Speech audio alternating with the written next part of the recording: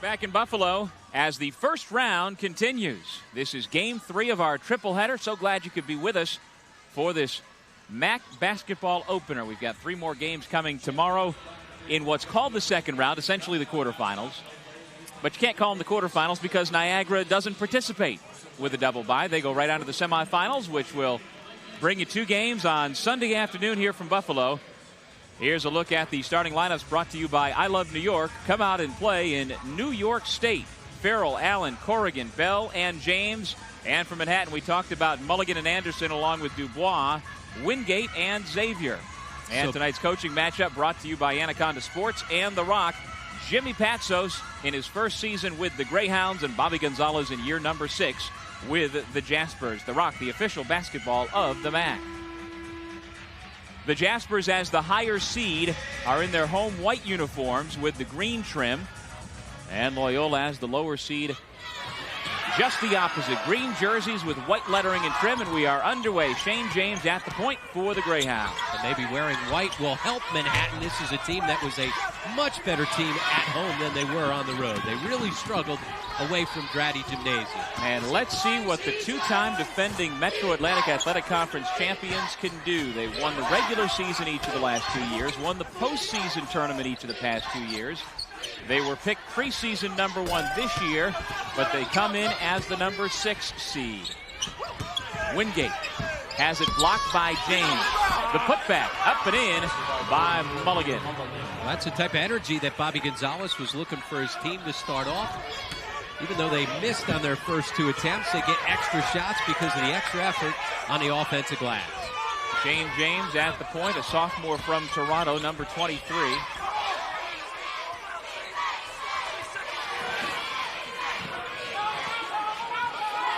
This is a Loyola team and program that has all sorts of new faces. Corrigan blocked from behind by Dubois. It's important for Loyola to get off to a good start. This is a team that has not played well from behind. And their wins, they've gotten out to halftime leads and have been able to build some momentum and hang in there. So the start of this game, very important for Jimmy Patsos and his team. Well, the last time we saw Loyola, Rob, was down in Baltimore, a home game against Iona, where they did just that. Yep. They established and were able to maintain and actually pull away from the Gales. Absolutely, and that's the key. This is a team that has been a better team at home than on the road, much like Manhattan, even though Loyola did have their first road win since back in the 1999 season when they went up to the Pepsi and were able to win on the road against Siena. Shot clock down to 5. Farrell just has to fire it up. It's an air ball, and here comes C.J. Anderson. That's his first rebound of the game. Running the break, and a traveling violation.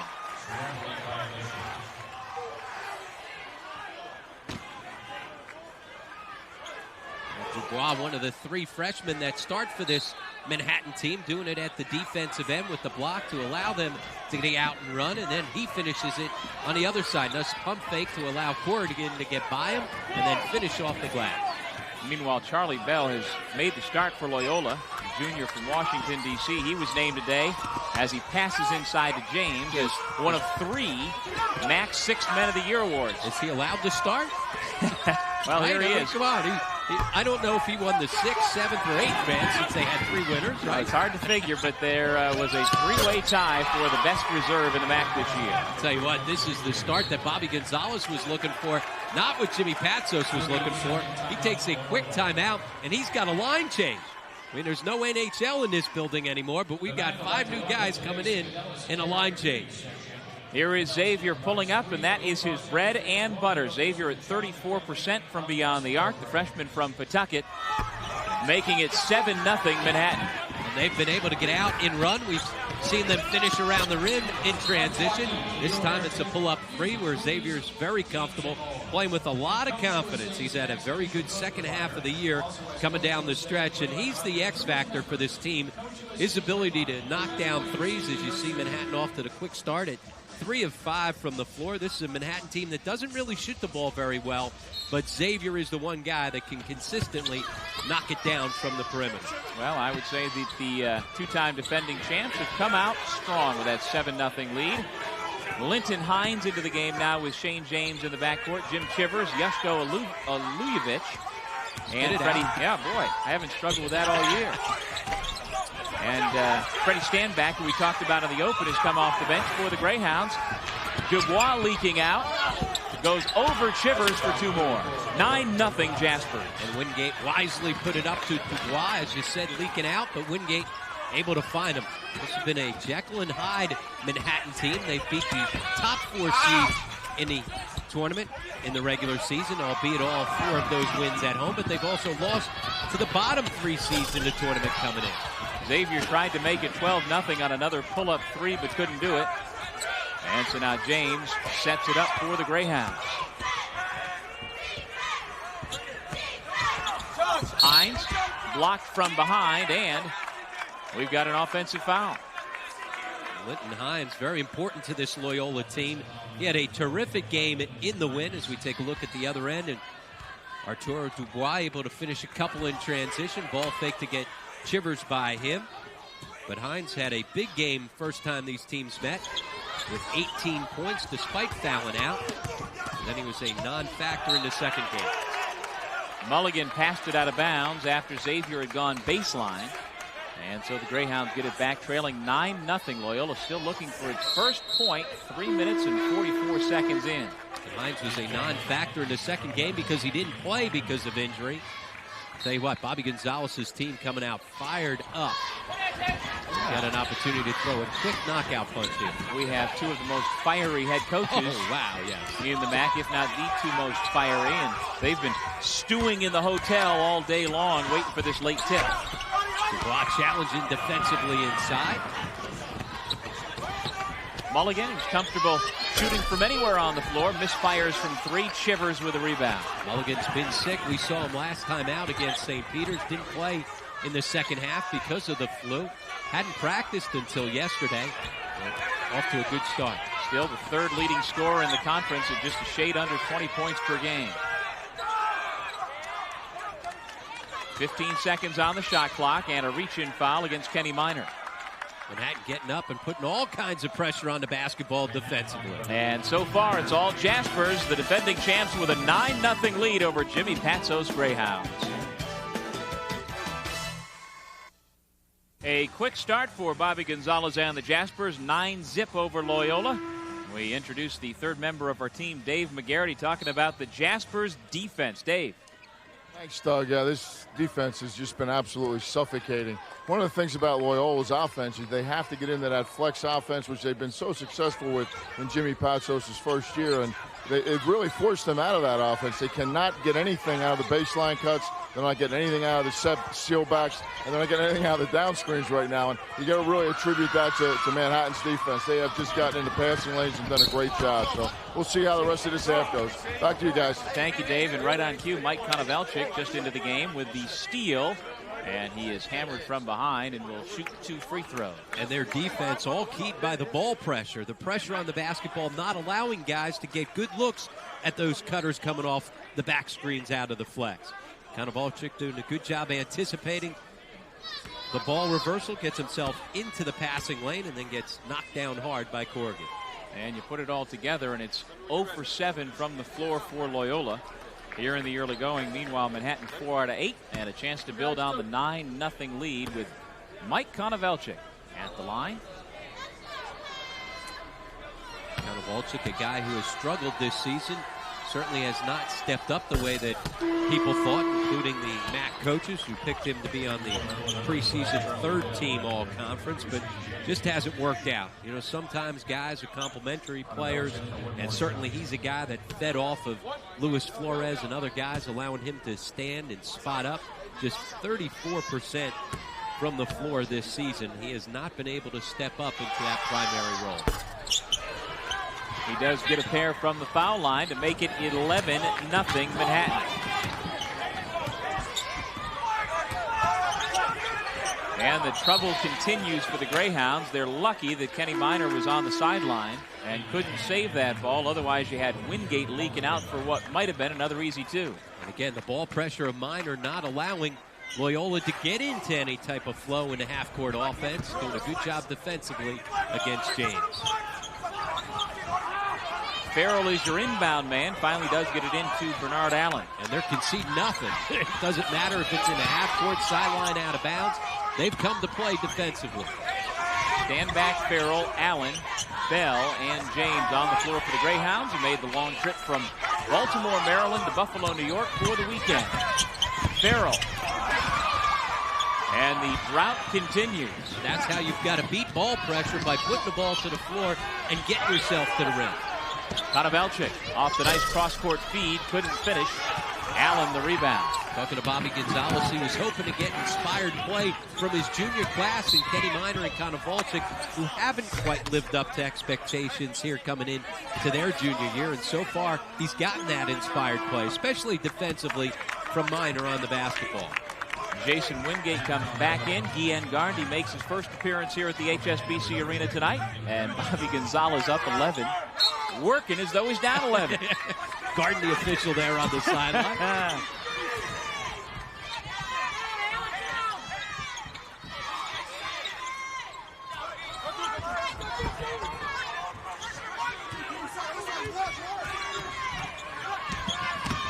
James, offensive foul. The Manhattan defense continues to make it tough on Loyola. Absolutely. Doesn't matter whether it's Minor on the ball defensively or Wingate. James just can't get anything going. He thinks he's got an advantage there as Garndy comes over to shade, but then the quickness of Wingate to get back in the lane and pick up the charge.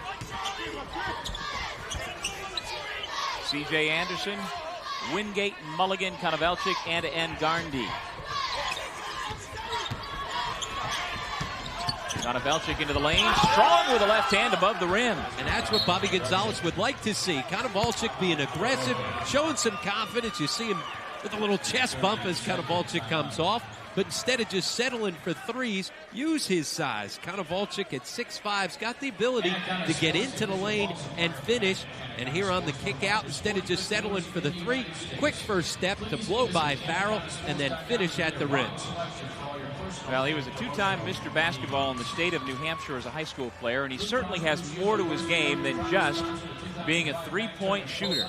He has that ability, and Bobby Gonzalez tries to get that out of him. Exactly, but when he plays with confidence, and talking to Bobby, he said, I have absolutely no idea how my team's going to respond here in the tournament. You know, we've been good, we've been bad, we've been in between sometimes, but he said the key for us is going to be the inspired play of that junior class. When you talk about Manhattan, a preseason pick to finish at the top of the league, which was a little bit unfair with all their young guys, but one of the reasons why the coaches picked them to finish in first place was they figured that both Konovalchik and Minor were going to be able to step their games up, and they haven't done that. The one junior that has been Wingate. Well, we won't have a shutout. There you go. It took a while, but the Greyhounds are on the board. Corrigan kept it up and quickly got the ball to the glass. He brought it down. I tell you what, there was a defender coming to challenge that. Nice look inside to Anderson, and he's fouled. Corrigan came with the big right arm.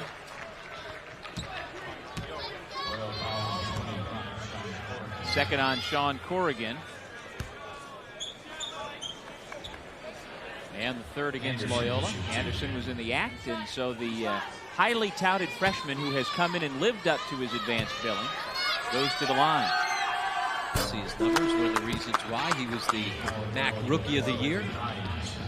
Good enough that he 8-time Rookie of the Week, like you're saying, good enough to name or to be named to the third-team All-MAAC squad. But for a first-year player, that's tough to do. Typically, be happy with your rookie status and get on the rookie team, but he was so good he got onto the third team. And he's so good because he puts his numbers all over the stat sheet. Scores it, rebounds the basketball, does a good job of finding other people.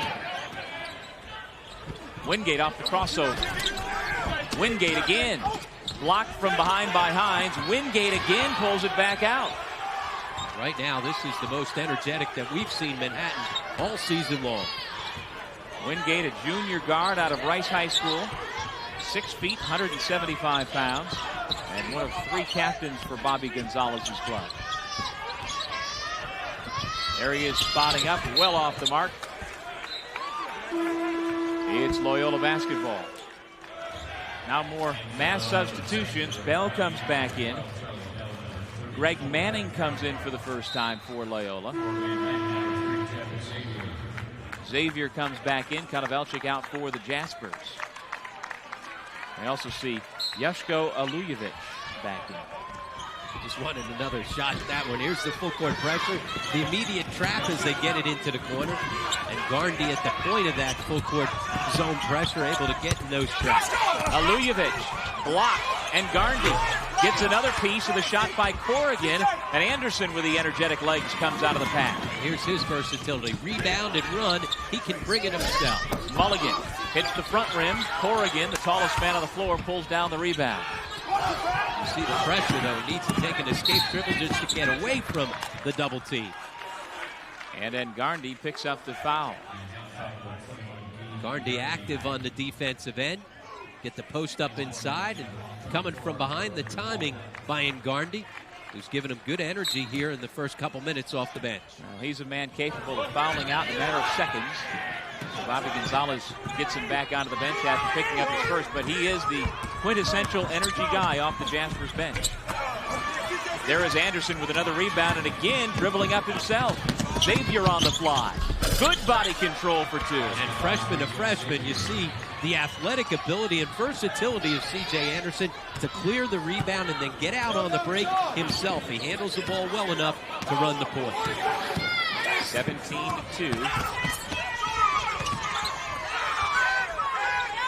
As if there's 6 white jerseys on the floor defensively. They are all over the place. Lujevic, John Anderson. Arturo Dubois with the rebound for the Jaspers. This is a defensive clinic, including finishing off possessions defensively by rebounding the basketball.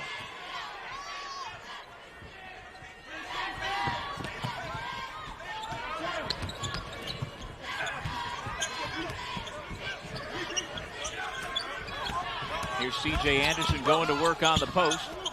Wingate from the corner. Alujevic pulls it down. Wingate is shooting the basketball much better to be on the three-point line this season at 41%, keeping defenses honest. Corrigan, who loves to spot up from the perimeter for three. He loves to spot up straight on at the top of the key. Well, his favorite spot to drain threes, whether it's on the back end of transition as he trails, that time straight on out of the half-court set. Well, of the 5 Loyola players on the floor, Corrigan is the only one that doesn't have 2 zeros next to his name. 2 fouls and all 5 points for Loyola. Got to find that guy. Out on the perimeter, Xavier knocking down another 3. That's 8 points for Xavier, and it's back to a 15-point Manhattan lead. Here's Corrigan on the low post. Nice job to seal. He's got all 7 Loyola points. He was able to ride Dubois up on the high side, able to dump it inside. Anderson came over to challenge, just got there too late. Now Corrigan's a 7-footer, wide body, 250 pounds, able to clear out enough space. Loyola goes zone, and Xavier knocks down 1-3, misses that one. Jimmy Patsos yelling at his team to get out in transition, just trying to get anything going on the offensive side.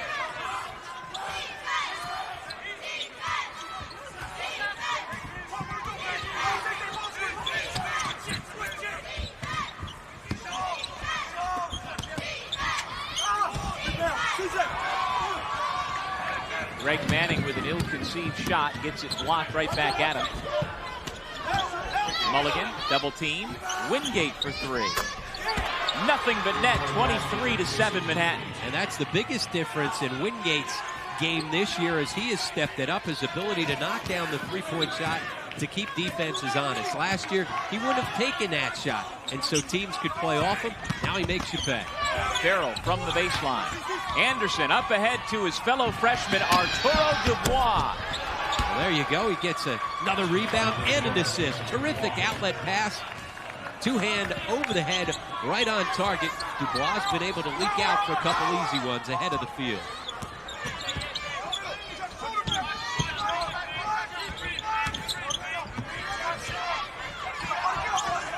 Now, these two teams split during the regular season.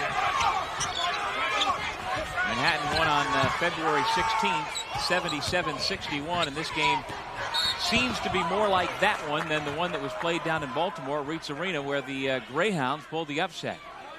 It has been all Jaspers from the get-go. They opened up a 13-0 lead, and Jimmy Patsos finds himself down by 18. The perimeter shooting by Manhattan just part of the equation as the two-time defending champs are off to a quick start on the opening night of the MAAC tournament.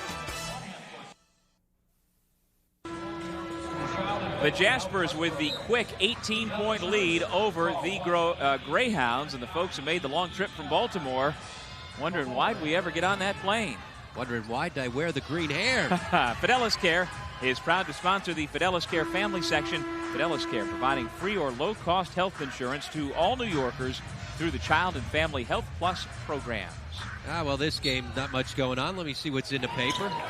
Read the Buffalo News.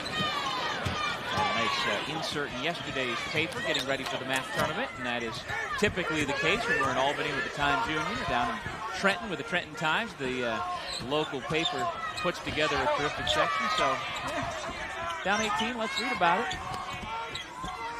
Read about the next opponent. Fairfield is awaiting the winner of this one. Corrigan, who's been the one offensive option for Loyola, misfires on the jump hook. Into the game with the rebound. For Manhattan is Darren Johnson. Mulligan calling for the ball. He's got it. C.J. Anderson, during that last break, went down to the end of the bench and was receiving some treatment on his right hand. Looked like maybe his knuckle. But he's back up next to Coach Gonzalez, ready to come back in. Shot clock winding down. Minor left all alone. It's as easy as that. Kenny Minor, who shoots it at just 27% on the season, had just 12 made three-point shots on the year. That's why he was wide open. And the scouting report saying, you know what, don't worry about guarding Minor out at the three. You have to guard Corrigan because he'll get the shooter's touch like that. Shooter's roll, from the big guy from outside, getting a big bounce. At 6'11", he is very comfortable facing up, as you said. That's his 27th three on the season at 37%. Well, we're almost 14 minutes into the ball game, and Corrigan has the only points for Loyola, all 10, in a 20-point lead. I think he needs some help. Yep.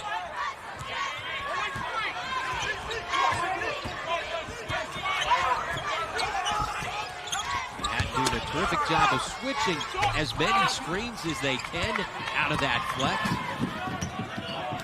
Loyola, you got to make sure that you step back and try and seal off any of those switches. Mulligan uses the screen from Johnson and gets the roll. Well, one good bounce and roll deserves another. Corrigan got his at this end. Mulligan got his at that end. 7 points now for the senior out of St. Raymond's. It's up to a 23-point ball game. And Bobby Gonzalez still working the sideline again as though he's guarding guys. Down 23. I mean, if the defense just kind of funnels him over to the sideline, I'm telling you, Gonzo's got a good trap right there in front of the bench. Well, Loyola would like to take a mulligan. Manhattan has a mulligan. He's got 7. It's a 23-point lead for the Jaspers over the Greyhounds here on the MAAC Television Network. Well, it's a bad sign when you're 14 minutes into the ball game and you have one player who has scored. And that is exactly the case for Loyola. Sean Corrigan can smile, but nobody else can at this point. A goose egg, 0 for 13 as a team for Loyola, outside of Sean Corrigan. It absolutely has been suffocating defense by Manhattan right from the get-go, swarming all over the place. Once again, Minor really bothering James. They're not able to initiate offense because of that ball pressure. There is that defensive pressure that James has not been able to handle. They're all over the place. Shivers passes it right to Mulligan, and here comes the breakaway. Peter Mulligan now with 9. I think Shivers wanted a Mulligan on that feet. Not a good look. Instead gets him going the other way. We may use that one a few more times. I like that one. Hines will have to go to the line to earn the 2. Trying to make sure that somebody else besides Corrigan gets into the scoring column. Great defense, swarming all over the place, out of the trap. Mulligan just got himself right into the lane. Excuse me. takes it and finishes it at the other end. And you really do almost get that sense, Rob, that there are 6 or 7 guys in white uniforms out there. They seem to have a hand in every passing lane, and, you know, every Loyola pass seems to go right to the guys in white. Dubois replaces Konovalchik. Wingate goes out as well as Xavier is back on the floor. Standback gets the offensive rebound, but then a bad pass. Loose on the floor. Dubois going to get whistled for the foul.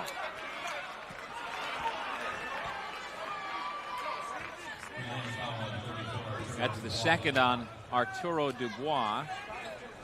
Dubois has been in foul trouble throughout much of the year. Challenges and throws his body around, but has taken himself out of too many games with his foul. Well, he's 6'8", 235. He was billed as having a Big East type of body coming in, and that's exactly what he has. But like you say, at times he uses it incorrectly and winds up getting whistled for personal. So now he has to take another seat, and Konovalchik comes right back in. And it's the old Rick Pitino adage, fouling is not good defense. You gotta keep yourself on the floor, the ability to challenge without picking up fouls. Wingate, Anderson, Konovalchik, Xavier, and Mulligan on the floor for the Jaspers. It's a program that has won 20 games or more each of the last 3 seasons. This year, Manhattan just 14-13 right now. So if they're going to get back to that 20-win plateau for the 4th straight year, they're going to need a long trip here to Buffalo. And they're going to need to do it some more in either the NIT or NCAA. Corrigan's the trailer. The ball went through the hoop, but it's an offensive foul. And Xavier is slow to get up. Wave off the basket, and Xavier might think twice before trying to draw a charge against a 7-foot, 250-pound man again. Xavier gets up just with a foul. And Xavier hobbles back toward the front court. You know, he certainly gave up his body, had good position right here. Actually, it was not on the charge, but Xavier looked like he got rolled on. It was Konovalchik who stepped in and gave up his body to pick up the charge. Kind of a domino effect. Mulligan fouled by Chivers. How about the athleticism of Anderson coming across the lane to throw down the tap dunk, even though it doesn't count? Well, not that we'll ever have it in the MAAC, but if there was a slam dunk contest here, I'd have to figure Anderson would be in the mix.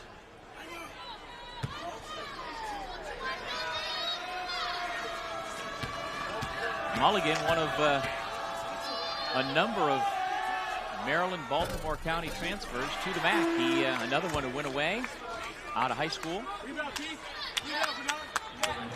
Well, this season, Arrow Post Down will donate an article of clothing for every free throw made during conference play. At the end of the season, Arrow Post Down and the MAAC will distribute these clothes to youth groups in our communities. Thank you, Arrow Post Down. Manhattan staying up in the full court pressure. I mean, they have not backed off of their defensive pressure one bit.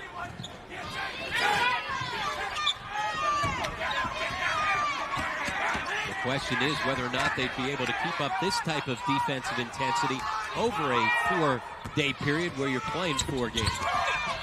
And if you're Bobby Gonzalez, is there a point early in tonight's game where you call it off and try and keep your legs fresh for tomorrow and beyond? Well, at some point in time, I think you got to start thinking about that, but that's not until you get yourself into the second half. We'll step away with 3:54 to go first half. It's been all Jaspers, 36-12. It's a college in the city. A college in the country. It's big. It's small. It's modern. Traditional. It's Frisbee on the quad. It's big-time basketball at the Garden. It's the best of all worlds. Manhattan College. A world-class faculty and student body on a beautiful, quiet campus, minutes from the center of everything. So come be a part of it. Manhattan College. The best of all worlds. We're back in Buffalo at the HSBC Arena, where the 2-time defending champion Manhattan Jaspers trying to move on to round number 2, and head coach Bobby Gonzalez comes in this year not as the heavyweight, but more as the underdog. I think just that the last 2 years we had an incredible pressure. We also, earned it and deserved that kind of pressure. I think this team, because, one, we don't have any pressure on us, but also I think the league is so much more wide open. I think, not taking anything away from Niagara and Ryder and the teams that ended up winning the regular season, there doesn't seem to be a clear-cut dominant favorite. And so I think the road is just completely wide open. I think everybody senses that. Everybody in the league knows how wide open it is. Bobby Gonzalez, as he talked about, not having that bullseye, although as far as I'm concerned, you're still the heavyweight. Absolutely. Give me the double bye, and I'll put the bullseye on my back anytime you want. Well, and until these Manhattan Jaspers are back on the plane heading back to Riverdale this weekend, they are the defending champs, and they are, or at least have a claim, as far as I'm concerned, along with Niagara and Ryder, as being the heavyweights. And they're playing as if they've got that chip on their shoulder right now. Mulligan with the offensive charge. Bobby Gonzalez knows what he's talking about. He's got the seventh best winning percentage in all-time MAAC history. As we see the scramble. Mulligan tries to fake off the pass. Defender doesn't buy it, gives up his body. We've seen both teams give up their body to pick up charges. Here's a trivia question for you. Who has the all-time best winning percentage? No, it may be mind-bending, but Broadway Marketing didn't give this to me. This is on my own. The coach with the all-time best winning percentage in MAAC history. Been around for a quarter century now. What's your guess? Big-time high school coach once again back in the Philadelphia area. I think you're getting there. Yeah. Speedy Morris, the last and only team in MAAC history to win 3 consecutive titles, something that Bobby Gonzalez and Manhattan are trying to match the success that LaSalle had under Speedy Morris. Yep, well, Speedy has that top spot, and chances are nobody in the near future will make a run at that. Former Manhattan coach Fran Fraschilla has the second best percentage. Pat Kennedy, the old Iona coach, number 3, followed by Tim Welsh, also former Iona coach now at Providence. And then 5 and 6 are a couple of Siena coaches, Paul Hewitt and Mike Dean. And right there on the list next at number 7 is Bobby Gonzalez. And that's taking into account the first couple of years where he took over, where had slim pickings there at Dratty Gymnasium, turned him around fairly quickly, but still, percentage-wise, he didn't pick up with a juggernaut. He built the juggernaut. And you look at all the success and things that Bobby Gonzalez has had in his 5 seasons. The most amazing, in each of his first 5 years, they won more games the next year than the previous year. Hard to do. Yeah, especially when you're talking about winning 3 straight 20-win seasons. As nobody's got better angst on his face on the sideline than Bobby Gonzalez. I mean, Bobby, look at the scoreboard. You're up by 22. Good to see Jeff Xavier back on the floor after getting his knee iced a few moments ago. Loyola up in the full court pressure, just trying to mix things up defensively. One thing's for sure, Jimmy Patso's team isn't going to roll over and play dead. I mean, and, you're thinking right now, Rob, down 21, maybe we make a push, and, we certainly don't want to go into the locker room down by any points, but, there's still time to maybe chip into it here. So with the full court pressure, once again trying to force a turnover. Like you say, they won't be content to just sit back. That was a pass that could have been stolen. Allen didn't get there, and then he commits the foul. Great feed by Konovalchuk right off the dribble to find Mulligan, who came sneaking behind, streaking down the floor. See Konovalchuk right off the bounce. That's the key there. Hard foul as Mulligan will once again get himself to the line. He's got the ability to get himself to the line. First foul on Allen and the 7th against Loyola, so Peter Mulligan at the line shooting 2.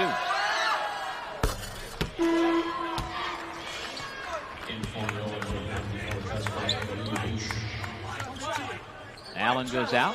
Alujevic comes in.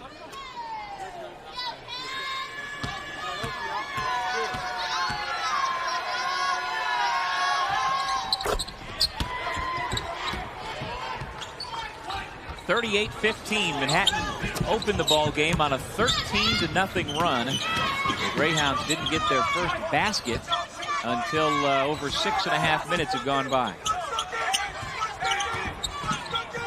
They set the tone early. There was no question. They came out to play, out of the locker room, fired up, and it translated into some solid defense that got them going. Now, this is a Manhattan team that last year went to the NCAA tournament as the MAAC representative and handled the Florida Gators 75-60, then gave Wake Forest all it could handle before falling 84-80.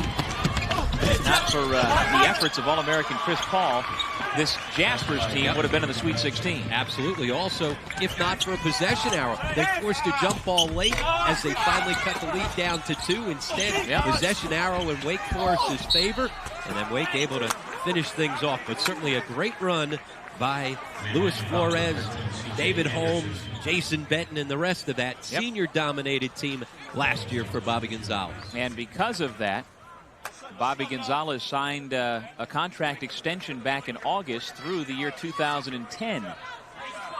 Loyola still fighting on the glass, in spite of being down by 25. Yeah, as we said, they take on the personality of their head coach. Jimmy Patsos is, as we said, active and animated on the sideline, and certainly they're not going to just pack it in. They haven't all season long. C.J. Anderson goes out. Jim Chivers goes out. Good look at Charlie Bell there.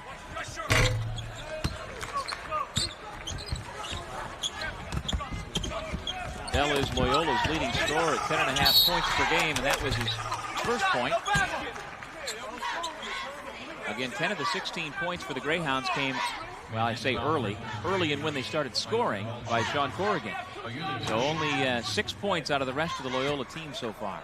Well, Mulligan out of the trap, tries to throw it back to Konovalchik, doesn't come to meet the pass. A lazy pass by Mulligan turns into a turnover. Who's at the line? You can't just stick the play-by-play guy with it. Alulovic. Junior from Split, Croatia. And that is his first point. Matter of fact, in the game at Manhattan, he scored his career-high 12 points. So even though Bobby Gonzalez may not be able to pronounce his name, he certainly knows who he is. Josko, the big guy. Traveling violation against Konovalchik. Now trying to be aggressive, but spun the wheels before he put the ball to the floor. Corrigan comes back in. Alulovic goes out. Manhattan had really taken care of the basketball in the first 17 minutes of the first half, turned it over just 2 times. Instead, last 2 possessions, they give it back to Loyola. Corrigan left alone.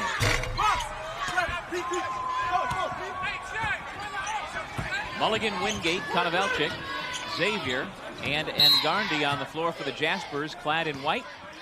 And their mentor calls timeout. Bobby Gonzalez will huddle him up.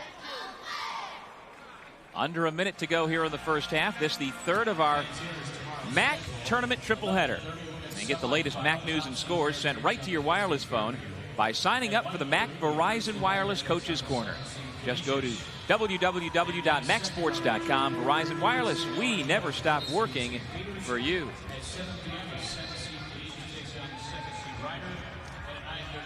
There's one of the members of the Patsos fan club.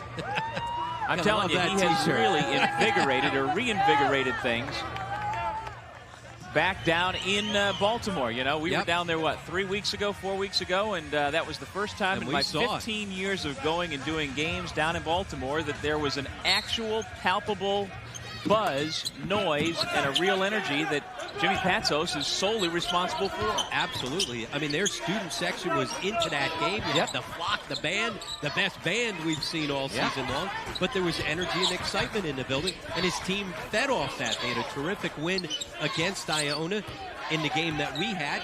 I tell you what, this is a team that beat Niagara on their home court. So certainly a lot of energy, but this is a team that was much better at home than on the road. Well, and we weren't the only ones to come away with that. I've heard several other people from around the league say, oh yeah, boy, things have changed at Reitz Arena.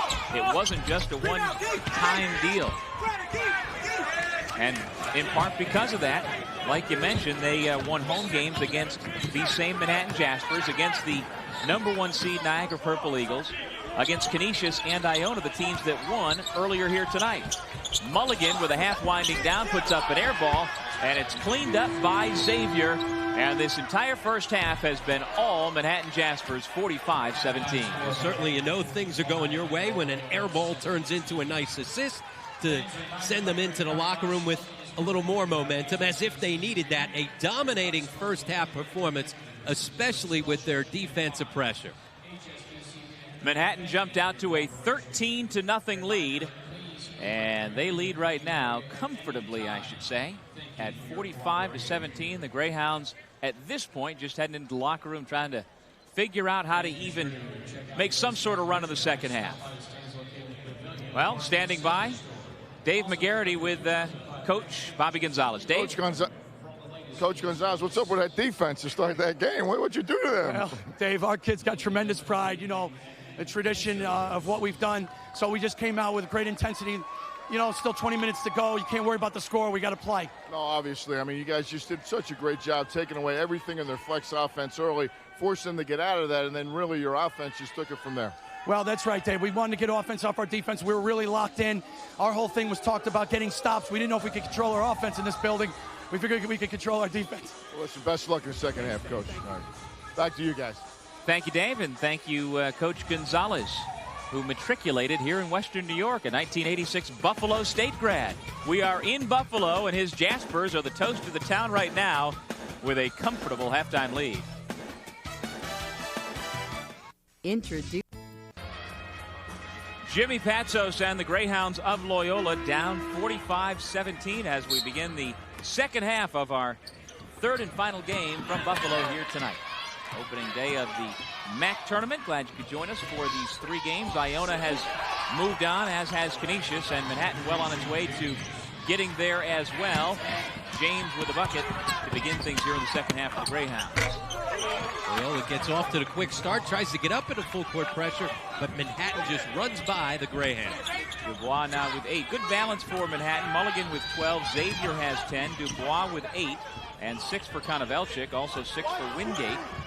As you see the stats comparison. Never good when you've got more turnovers than field goals. Yep.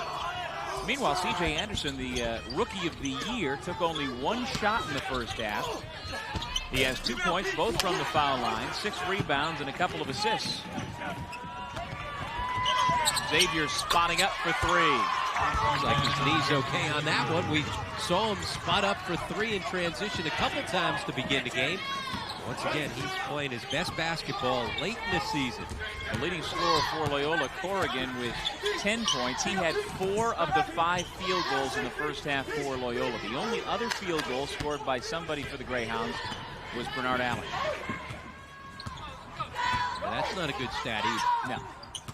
Well, I think we'd be hard-pressed to find a good stat for Loyola.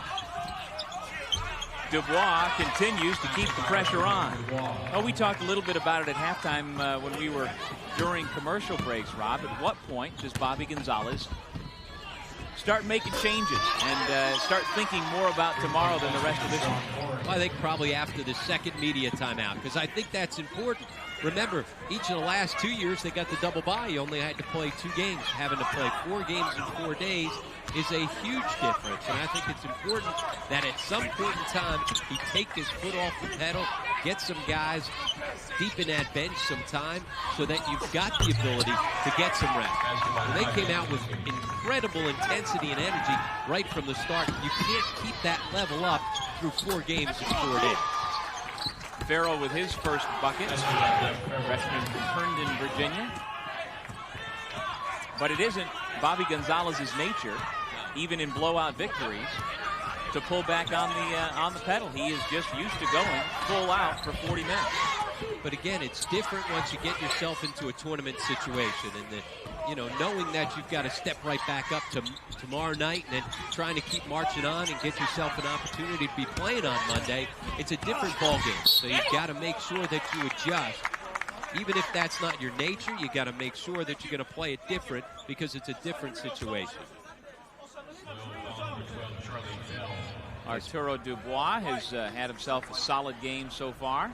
Stayed with it long enough. Yep, he's into double figures with 10 points. And excited about that as well. Yep.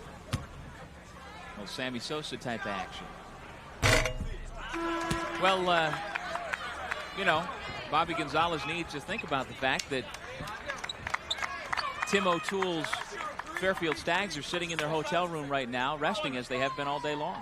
And that's a big difference. That's a huge advantage. The other thing, though, if you're Manhattan, you've got that first game out of the way. And certainly you know that you came in and played terrific, and so you can build on that. But again, you've got to make sure that you've got the energy. And even though these are young guys, terrific athletes, it's still, there's a big difference. So at some point in time, I think you got to pull back. Now we'll see how it plays out. Hines lost it on the way up. Ball bounces off Konovelchik's shoulder. Dubois with a block shot, and Hines knocks it in.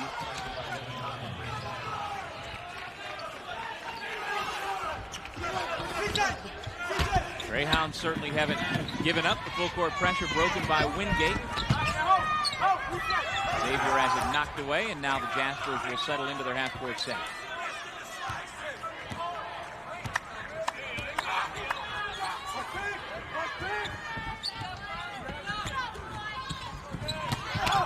Konovelchik, offensive foul. Put his shoulder down. Chivers stood his ground, and he picks up the personal. Tough couple possessions for Konovelchik, who had a very good first half. Coming across the lane, never made a clean catch of it. Lowers his shoulder right into Chivers. Send it the other way.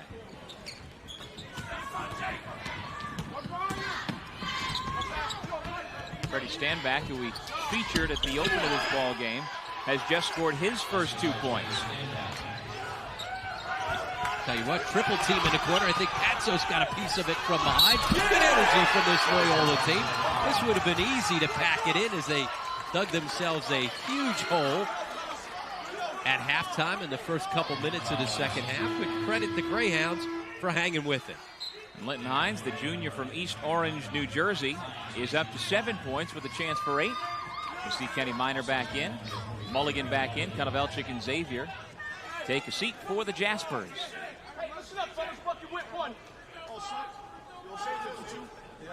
And Loyola has several players all averaging just about 9 per game. Hines, James, Farrell, Standback, and Bell, all about 8, 9, 10 points per game. They were lacking that balance. Corrigan was the only threat in the first half.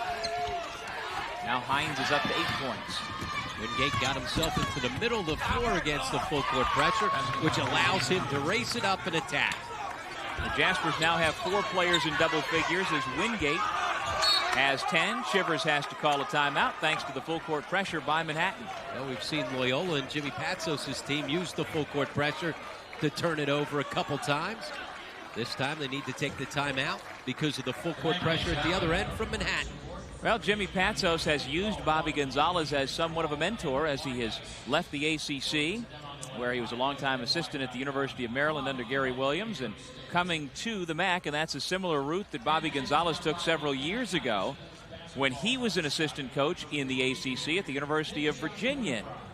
Gonzo was able to come into Riverdale and build quite a program at Manhattan, and Jimmy Patsos trying to do the same down at Evergreen, down in Loyola. And he talked about it with us before the tournament. Gonzalez was talking to me about the process of how he got there, you know, and because Manhattan was so low when he got it. I've known Bobby, I have great respect for what he's done with his program. So I'm kind of looking at it like, can we do that? Can we you know, take one jump here and then make you move where you can compete with Ryder, Niagara, and all those guys every night. Tell you what, next year they'll have a better opportunity to compete against those guys because they've got 2 guys sitting out, former Maryland stars and transfers. Andre Collins, a guy that should come into this league and really light it up, a guy that can really score the basketball. And Hassan Fofana will be the biggest, most imposing presence next year. Those 2 guys will be eligible. And then they also had a good recruiting class in signing Marquise Sullivan and Jawan Wright. And if you're going to turn a program around, you've got to go do it on the recruiting trail. And those 2 transfers from Maryland coming in certainly will give them a jump start right from the get-go next year. And you say Hassan Fofana is big, 6'10", 290 pounds. All right, here's the Broadway Marketing mind-bending trivia question. Who was the last team to defeat Manhattan in a MAAC tournament game? There's a good question for you. Broadway Marketing mind-bending branded solutions. So again, Peter Mulligan and the Jaspers have won the last 2 MAAC tournaments. Mulligan was with the team 2 years ago as a transfer student, not on the roster. And then he was one of the stars last year as a junior. But who was the last team? Broadway Marketing, Mind Bending, Branded Solutions. Both teams shooting the ball well here in the second half. That team actually knocked Manhattan out of the MAAC tournament 3 consecutive years as Loyola knocks down a 3 over top, trying to make a game of it here with their full court pressure. Who knows? It's a 29-point ball game. A little bit of a stretch, but what the heck? Stand back again. Well, we got 7 now. We may have gotten ahead of ourselves. I'm talking about whether or not Bobby Gonzalez was going to have to pull back and give his team a little energy and break. Instead, Loyola trying to make a game of it, cutting the lead to 21, but then again, Wingate out in transition. Wingate's done a nice job breaking the pressure and going all the way to the basket, making good decisions so far. Illegal screen inside on Allen is you got a good piece of Wingate coming off that back screen. 59-36, Manhattan enjoying the 23-point lead behind the playmaking of Jason Wingate. Manhattan with a big lead, and the New York Lottery MAAC Scholar Athlete of the Year is St. Peter's grad student Corey Hinnant of Bayshore, New York. Winners selected based on GPA, community participation, and good sportsmanship. The New York Lottery, supporting education since 1967, salutes Corey Hinnant for his achievements. And we will see Corey tomorrow night in round number 2 of the 2005 MAAC tournament. And once again, no pressure when they get the basketball into Wingate's hands. He's just too quick, able to outrun the Greyhounds' pressure in the backcourt. Wingate, Anderson, Dubois, Mulligan, and Minor on the floor for the Jaspers. Hines, Allen, Shivers, Standback, and Farrell out there for the Greyhounds in their green uniforms, and it's Hines who picks up the blocking foul. And again, Jason Wingate playing his best basketball of his career over the last month of the season, doing a great job feeding the basketball into the post, and his ability to make outside shots makes him so much more of an offensive threat. So now you got to go guard him. It's easier to make that pass, and then when they kick it out, he makes you pay. Blocking foul against Linton Hines for pushing Minor out of bounds. Well, Wingate, as you talked about, had his career-high 17 points in the regular season finale at the Yanatelli Center. And, you know, we had the game up at Niagara where he had the game-tying basket at the end of regulation to force overtime. He has really played well here late in the season. A couple games prior to the finale against St. Peter's, had 16 against Marist, including 4 threes, and the 3-ball, his ability to stretch defenses out and keep them honest. You know, his quickness, he's always been able to get by people, but now his outside shooting makes it much more difficult for defenses to play off him. Meanwhile, Peter Mulligan is nursing his left hand, and you see number 44 on the bottom of your screen. He has been purposely out of the play, let the other 4 players go at it while he rests that left hand, and you see that he keeps holding that left knuckle, and he was injured on the drive to the basket, landed on the back of Jim Chivers, and that's where he jammed it. But then Mulligan goes into traffic again and able to finish. Talk about a strong finish. He went right at him, elevating, taking the contact. He's got that big, strong body where he can bounce off defenders. 14 points for Peter Mulligan, who spent his summer in 2004 playing for the NIT All-Stars as they toured China. International experience that he has enjoyed a couple of times in the last 2 years. He played the year before with that team as they played in Bermuda.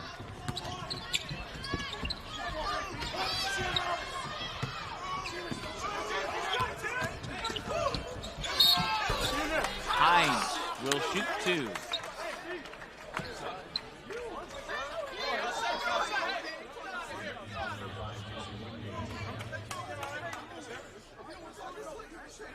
Foul is against Wingate. That's just the 3rd team foul against Manhattan here in the second half. And Linton Hines, who's had a good second half, will shoot a pair. Here, Mike Kitt's getting in there, saying we're all set. No more chippy play in here, talking to both teams.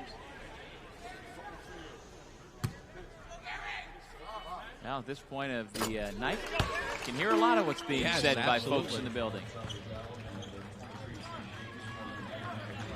Dubois leaves. Standback goes out. Bell comes back in, and Guy Ngarndi is back onto the floor for the Jaspers.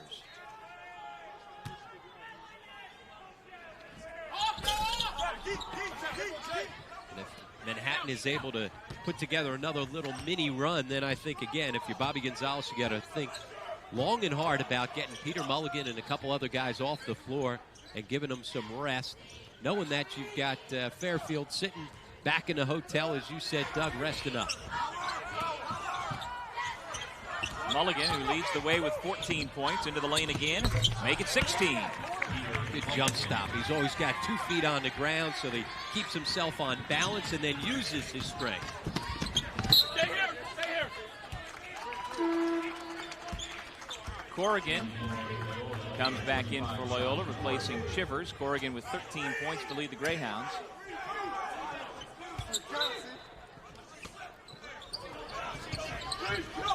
Go!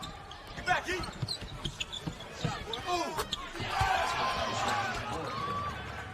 Tell you what, Corrigan certainly has had it going every time the ball's left his hands facing up. Certainly has had a chance, whether it's from 3 or from 2 there at the elbow. Foul before the shot. Gives us a chance to get back to our Broadway Marketing mind-bending trivia question. Name the last team to defeat Manhattan College in a MAAC tournament game. Bobby Gonzalez remembers. Do you? Fairfield. Stags beat him 81-74 3 years ago in the second round. Broadway Marketing mind-bending branded solutions. Will history repeat itself tomorrow? Coach Gonzalez hopes not, but it looks like that'll be the matchup. Fairfield against Manhattan tomorrow night. Xavier wisely using the escape dribble to get away from the trap. Baseline out of bounds out of the 2-3 zone. Loyola trying to trap it in the corner. Now they match up straight man-to-man. Anderson calling for the ball on the post. Spins away from the double team. Still looking for his first basket here tonight. I've got another trivia question for you. Great catch by Gonzo there, but look at his face. I mean, good quickness. I thought maybe it got him in the gut, and that's why he was balled over. But no, it's the angst in his face. He's looking for perfection on every possession. Yes, he is. And for another 12 minutes and 12 seconds, he'll be doing just the same.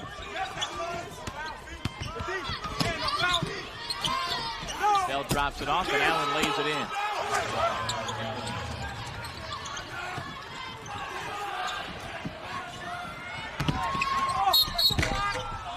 Hard foul given up by Corrigan. Xavier goes down to the floor again. Well, everything's going the way of the Jaspers, 63-41. We've got a timeout on the floor. Even the head coach is getting into the mix. Bobby Gonzalez with the quick hands. Back in Buffalo, where Bobby Gonzalez and his Manhattan Jaspers leading by 22 here in the second half. The winner of this one moves on to round number 2. The last 2 years, Coach Gonzalez didn't need to worry about rounds 1 and 2. He had the automatic double bye into the semis as the number 1 seed. We asked Gonzo a little while ago about being that number 1 seed and what the Purple Eagles are having to deal with right now.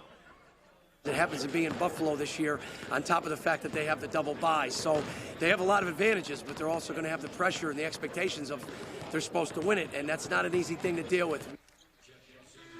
Certainly no, it's not easy to deal with those expectations. Bobby Gonzalez's team was able to do that in each of the last 2 years. And again, I'd take the bullseye on your back anytime when you get the double bye into the semifinals. And I think Gonzo would too. Yep, absolutely.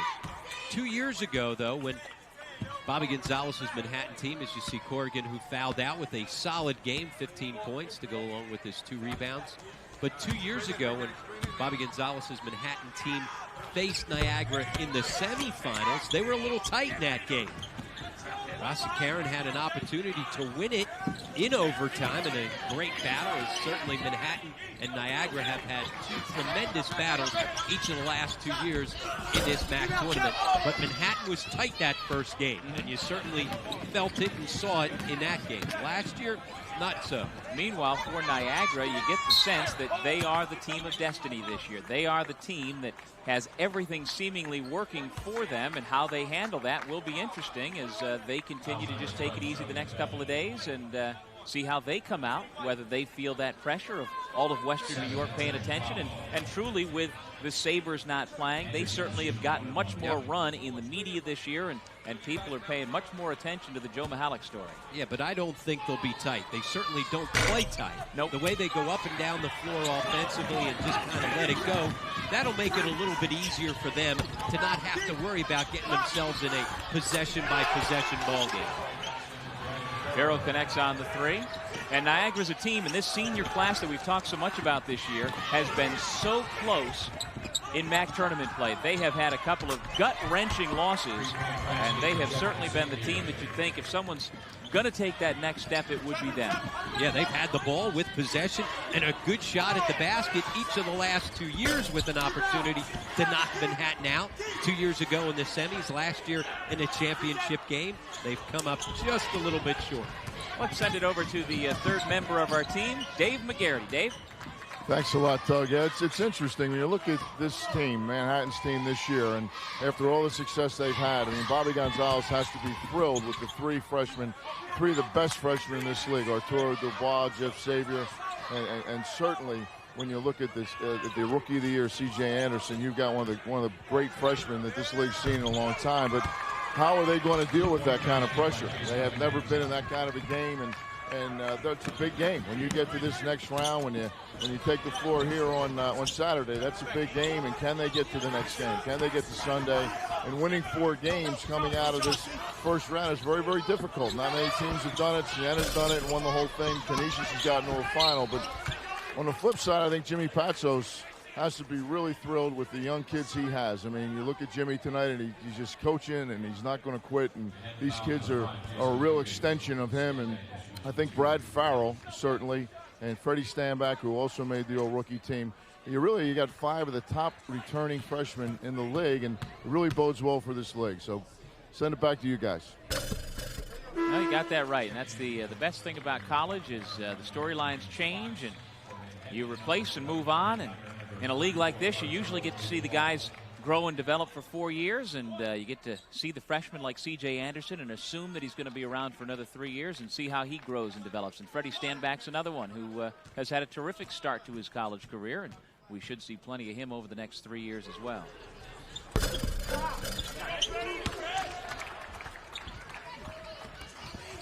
Stanback has reached his season average of 9, and Farrell gives up the foul in the backcourt. Manhattan has kicked it around a little bit against this Loyola full court pressure. It's been feast or famine.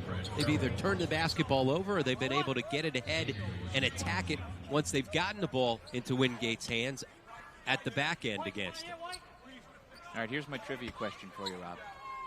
And Another. You know this will be our third mind-bending one of the game, by the way.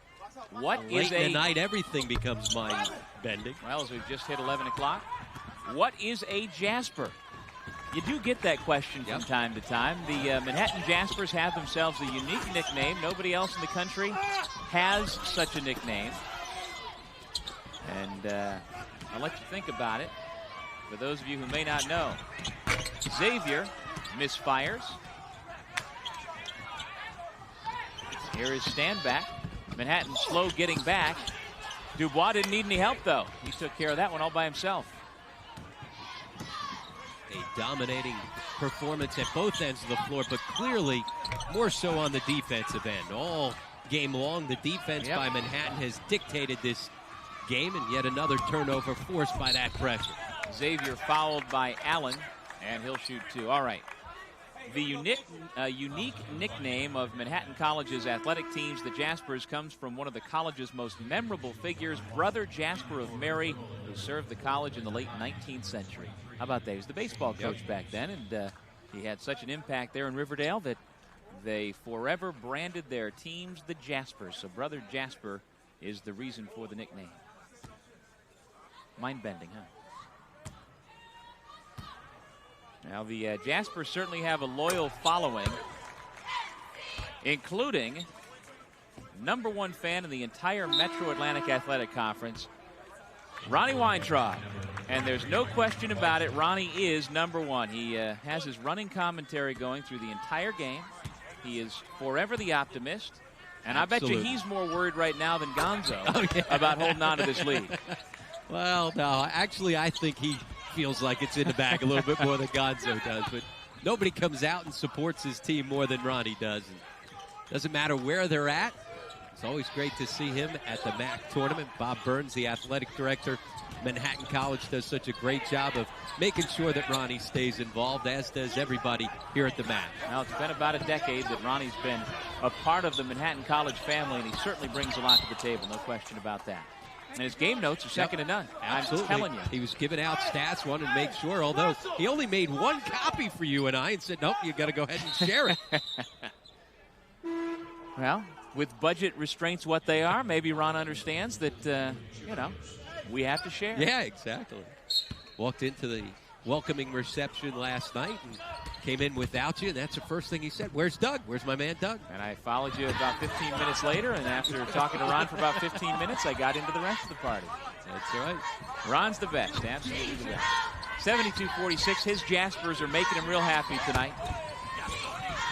Arturo Dubois has been part of that. He now has a dozen.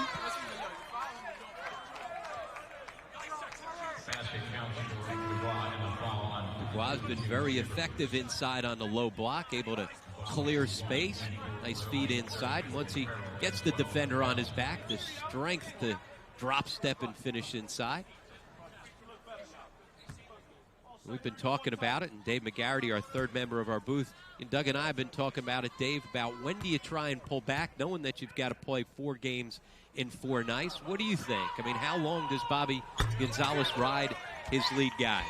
Well, Rob, you caught me a little off guard. I'm taking a nap over here. Wake up, man. You've been working all game long. Rich Enzo, our commissioner, had me passing out T-shirts at 6:45. Then he had me emceeing the awards show. And in the meantime, I spoke to 2,200 young students from Buffalo. But, at this point, Coach, please, clear the bench. Please. I mean, get Anderson out, please. Get Anderson, Dubois out. I mean, you can leave a few of those guys in, but McGarty, give him some time at this point, and let him play a little bit, because I love that kid. He's a young kid, and Bobby obviously has I think, big plans for him in the future. But McGarty's a kid that the more time he gets in these situations, it could help you, because foul trouble with Dubois forces them sometimes to go really small, as we've seen over this season. And when they go really small, certain teams give them problems, and certainly Niagara could be one of those teams, and certainly Fairfield could be. So we'll see. We agree. Sure. We agree. Get him out. But, 8 minutes as a coach sometimes. That's enough. That's enough. It's also good to see that the MAAC finally getting something out of you. I mean, they got their money's worth out of you today. And Dave, I think you know that this is the short day compared to tomorrow. Yeah, well, this is no experience for me, fellas, and I'm trying to figure out if I can fit myself in these sheets to sleep here, but I don't think it's going to work. So you might have to wait till you're back to the hotel room for a good night's sleep. I expect somebody to buy me breakfast tomorrow. That's all I know. Back to you. All right, Dave McGarity roaming the sidelines here at the 2005 MAAC tournament. Along with Rod Kennedy, this is Doug Sherman. Glad you could be with us for this late night of basketball. Iona and Canisius won the first 2 games, and Manhattan well on its way to winning the nightcap. Free ball. Timeout on the floor, 7:46 left in regulation. Manhattan cruising on to round number 2.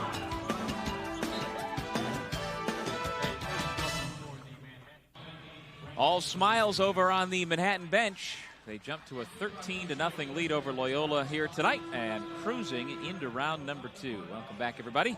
7:46 on the clock as the Jaspers continue to pour it on.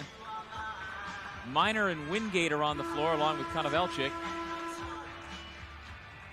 Arturo Dubois and C.J. Anderson And again, we're wondering at what point will the MAAC Rookie of the Year be taken out of the ballgame, although C.J. Anderson has yet to score a field goal.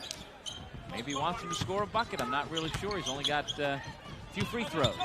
Not to belabor the point, but again, it's not only 4 games in 4 days, but when you come off of Saturday night's game and then come back with the semifinals on Sunday, they're in the afternoon, unlike the last couple years where they've been in the evening. So you've even got less than a 24-hour turnaround with that. This is a young team, certainly, and so you figure they've got fresh legs, but I think you've got to get them out of the ball game here pretty quick. Traveling violation, which gives us a chance to tell you about the Balance Bar Food Company in the MAAC, promoting healthy lifestyles to students, alumni, and fans. And today's tip: are you a morning or evening person? Because the best time to exercise is the time of the day that fits your schedule the best. As Wingate lays it in, the Balance Bar family of nutritional products aims to aid in the passionate pursuit of everyday endeavors and activities by providing energy that lasts. Dave McGarity, are you a morning, afternoon, evening, or overnight person? Ask my wife; she'll tell you. I'm up every morning. I make her coffee. I do everything. Really? Everything around the house, yeah. I'm actually looking for a concession Rita stand. never said anything like that. I'm actually looking for a concession stand because one of the things we want to do this weekend is rate some of the condiments, some of the specialties, the hot dogs, whatever, Doug. So Well, if you get one, send one down. I'll make sure I bring you and Rob back some samples. But absolutely. Jimmy Patsos, by the way, fellas, Jimmy Patsos is coaching his brains out right now. He is not quitting. These kids are just continuing to play hard in this game, which is obviously impressive and will pay dividends in the future. Well, Dave, you've been sitting up there talking to Joe Boylan, the athletic director at Loyola College. What's he have to say about things right now? He's absolutely thrilled with the direction of the program, and obviously Jimmy has come in and brought them a lot of enthusiasm. And you go back the last couple of years. I mean, Scott Hicks was a terrific person and a very good coach. I mean, Scotty won a lot of games at Lemoyne, and then he went on to Albany and won games, and just got caught in a situation which happens to a lot of guys. That you try to get a program going, and a lot of the problems at Loyola came from defections. I mean, they lost 2 rookies of the year that they had over the years that decided to leave for whatever reason. So I think, Rob Kennedy, Doug, we've all had this conversation. How important is it that you get kids from the area that want to stay there and hopefully develop? And when you look at these freshmen, you look at Collins and Fofana, the 2 transfers from Maryland, I think that's a tremendous building block for them and a great foundation for this program.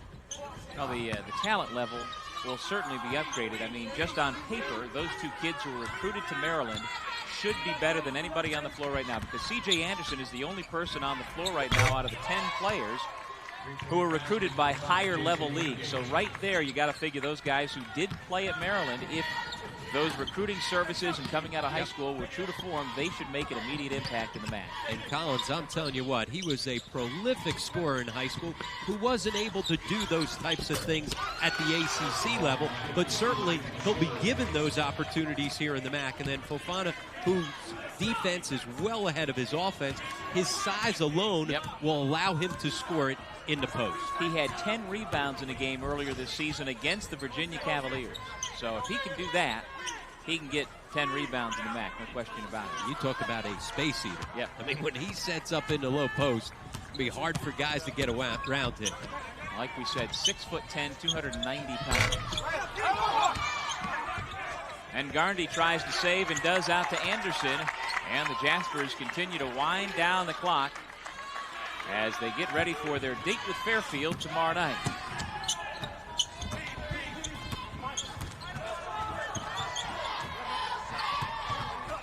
Tell you what, you got to like the way, though, that Anderson has not been selfish. Despite the fact that he hasn't scored it, he's not looking for shots from himself. Trying to make sure he keeps other people.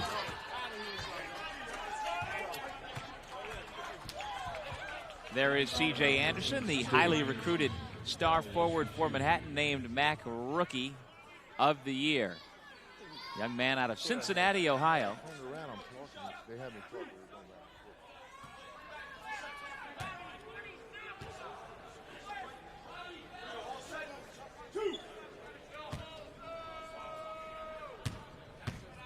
Charlie Bell, the junior forward from Washington, D.C. at the line. He'll have another year of eligibility next year to try and be that leading senior-type presence for Jimmy Patsos. My question is he the 6th, 7th, or 8th man of the year here in the MAAC, right? We had triple winners of the 6th man of the year. Yep. Well, spread the love. Yep. Bell Why got not? the start tonight, but throughout the season has come off the bench 24 times on the year for Loyola. Despite the fact that he comes off the bench, he's their leading scorer. And he's done a nice job, as we talked about earlier, of deferring and not being so selfish that, hey, I was the main man last year under Coach Hicks. Now with the new coach, I'm, for the most part, coming off the bench, and it's okay. Yep. Working within the framework of what you've got. And it took a little while for he and Jimmy Patsos to kind of find their way with each other, you know, and he's become a much better basketball player late in the season, passing the ball, not being selfish and just throwing up shots to be able to pad his numbers. He's become much more of a complete basketball player. Justin Gatling is getting a little run for Manhattan here late in the ball game. He's a 6-foot senior from Largo, Maryland. Kenny Minor will shoot 2. Another veteran guard that Bobby Gonzalez recruited from the Baltimore, D.C. area.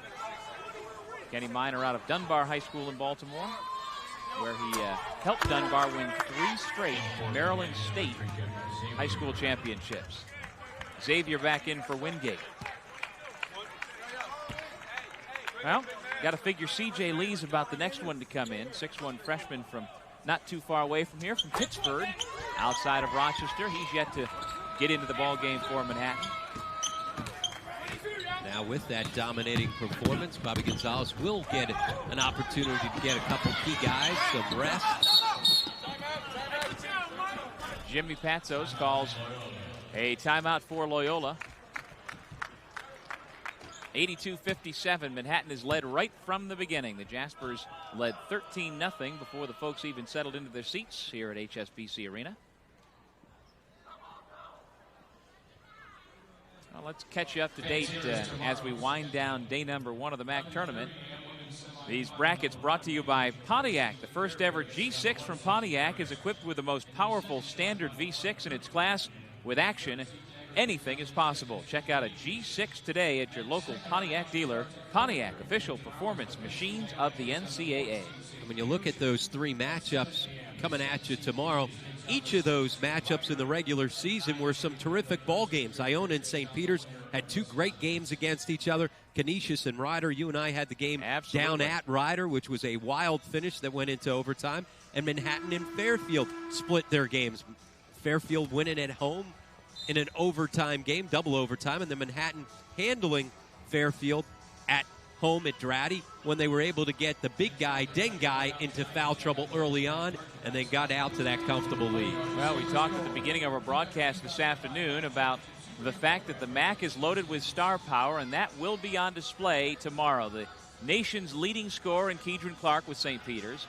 One of the most explosive guards in the league and in the Northeast in Jerry Johnson, a 2,000-point scorer for Rider University. You've got the nation's leading shot blocker in Dengai. He's among the top 10 all-time in block shots, just past Shaquille O'Neal and Dikembe Mutombo and some others. And then, oh, by the way, you've got Niagara, who we won't see tomorrow, we'll see on Sunday, with the most prolific scorer, rebounder, combo man in the entire country, the only man in the top 10 nationally, with over 20 points per game and over 10 points per game in the top 10 nationally in both categories. So there were 6 first-team All-MAAC selections. We've only seen 2 of them playing here tonight, so we'll get a look at 3 others tomorrow in Dengai and the terrific guards in Jerry Johnson and Kiki Clark, and then we'll have to wait till Sunday to get a look at the player of the year, Juan Mendez. And don't forget, he's got plenty of help. Alvin Cruz and David Brooks on the second-team All-MAAC as well. And those guys have had a terrific career trying to finish things off here in their senior season. Well, Linton Hines has had a terrific second half for Loyola as the Greyhounds have continued to play out this spring. He has 14 points. Sean Corrigan fouled out with 15 points to lead Loyola. And Hines continues to get it done. We've got our official timeout. We'll take a break. 82-61 Manhattan leading Loyola. One of the fans who made the trip from New York City, from the Bronx, watching the Jaspers easily in round number 1. Here's another trivia question for you, although we all know this. Did you know that Manhattan College is not Manhattan? Of course we know that, but I'm telling you, a lot of people, when they're doing their brackets the last couple of years, I bet you they just figured, well, that's somewhere, you know, near the Empire State Building or something, but it's up in the Bronx.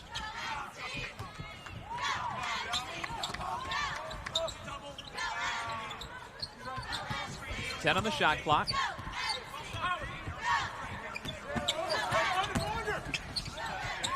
There's Gatling trying to get into the scoring column. Can't do it. Well, individually for Manhattan, Jeff Xavier leads the way with 20 points. Jason Wingate, 19 points. Peter Mulligan, 16 points. And Arturo Dubois with 13 points. So 4 different Jaspers in double figures here tonight.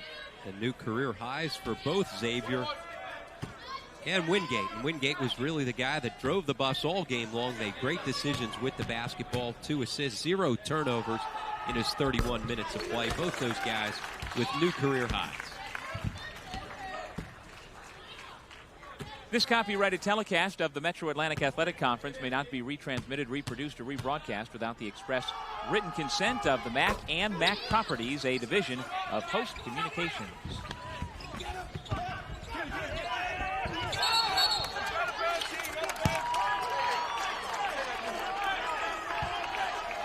You see Jimmy Patsos in the background right there, clapping, and again, trying to get his team to just play hard and play through things. For him, it's not a matter about winning this game or losing this game. It's about trying to change the mentality here at Loyola, which has been a losing mentality the last couple of years, and certainly he's been very successful in doing that.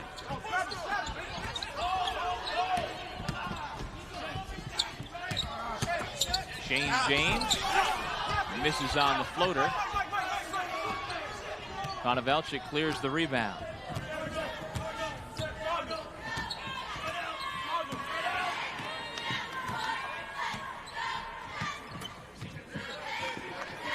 C.J. Anderson still without a field goal here tonight for Manhattan, but they certainly haven't needed the offensive production out of their young star. Again, great decisions by Wingate, able to bring the basketball back out. Little escape dribble to get himself around the double team. Well, Jeff Xavier's previous career high was 19 points at Siena last month. He has topped that by 1 here tonight. 20 points for the freshman guard from Pawtucket. And he was able to do it from beyond the three-point line in transition, knocking down threes out of the half-court offense. The sweet stroke from the freshman. Had a terrific game, and it was their defense that set the pace, and he's our Pepsi player of the game with his new career high. Indeed, Pepsi, it's the cola. Jeff Xavier, one of the bright young freshman we've been talking about for the Manhattan College Jaspers. Another freshman guard who has not gotten the minutes, C.J. Lee, was a first-team All-New York State player in his senior season at Pittsburgh Sutherland High School outside of Rochester. He's come into the game for the first time. Stand back with the air ball. Also back into the game. This freshman class for Bobby Gonzalez, one of only 7 Division I schools that start 3 freshmen. Not only do they start 3 freshmen, but they're their number 2, 3, and 5 scorers on the season, so they get a ton of production out of this very talented freshman group. There is Lee dropping it off for Johnson. Nice looking set there. And Darren Johnson, a sophomore from Yonkers, with his first 2.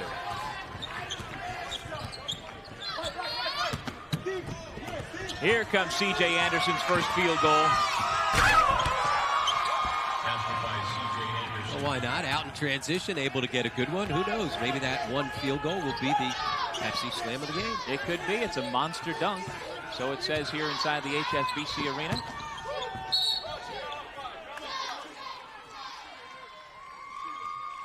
We also have James Fox into the game for the first time for Loyola.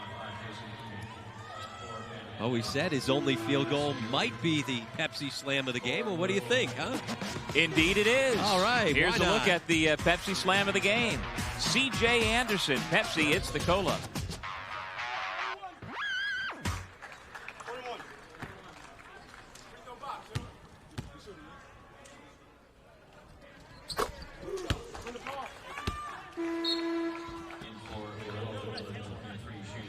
Shane James back in for Farrell. So he set things up for this Manhattan-Fairfield matchup tomorrow night, and that's a good one. Obviously, Dengai at the back end and the defensive prowess that he has, but they've also got the scoring of Terrence Todd, who was selected to the second-team All-MAAC for his fine performance throughout. That should be a good matchup. Yeah, and a guy like Cujo Sagadzi, another senior coming off the bench with a lot of experience, and Taekwon Goody, another veteran four-year player, and typically in the MAAC tournament, the teams that win have the majority of seniors and juniors, and certainly Fairfield fits that category. Yeah, absolutely, and certainly they bounce back after losing 4 straight at home to go on the road with a good win against Iona to turn things around and then finish it off with a win against Loyola in their last regular season game. Mihai Ionescu has come into the game for the first time for the Jaspers as Chivers scores. Shot clock off. Final 11 seconds of what has been a one-sided game from the get-go. The Jaspers scored the first 13 points tonight, and they have cruised from there. They led 45-17 at the break. Time expires, and the two-time defending champion Manhattan Jaspers move on to round number 2. And I tell you what, they really made a statement here, especially in the first half with their defense to get things going. Bobby Gonzalez's team came out with a ton of energy, and that swarming defense set the tone, and Loyola was never able to get themselves out of that big hole. Well, let's take a look at the up-to-the-minute brackets as Bobby Gonzalez's club congratulates Loyola, and they move on to round number 2. Moving into the second round, which is the equivalent of the quarterfinals, you see Iona, Canisius, and Manhattan of each one here today. And what's funny, we've said throughout the end of this regular season how everything's been wild throughout the regular season in the MAAC. At times it's been wacky with teams getting knocked off here, there, and everywhere. But we've played true to form so far, each of the top seeds advancing in these first 3 games. I don't think, though, you're going to get that tomorrow. There's too much parity and balance in this league. Expect a couple upsets here heading the rest of the way. Well, the Jaspers high-fiving everybody back into the locker room. And I don't know as you would have thought it would be that easy. There's no reason to have thought that Manhattan would have dominated the way they did, but certainly making a statement here as the defending champs saying we're not going to be an easy out. And they made this statement with their defense right from the get-go. They were swarming all over the place. They came out with a ton of energy and intensity. The question is whether or not they'll be able to bring that same type of defensive intensity to the start of the game tomorrow night. And while they start 3 freshmen, they do have a veteran presence that's done it before. Absolutely. And the veteran guys, you look at a guy like Mulligan, who's a senior, but Jason Wingate, I think he had a terrific all-around game. He was the guy who drove the bus all game long for the Jaspers. All right, day 1 is in the books. We'd love to thank you for joining us here on the MAAC Television Network. Our final score, 88-67 in the nightcap. For Dave McGarity and for Rob Kennedy, this is Doug Sherman. For our entire crew, thanks for watching the MAAC Television Network.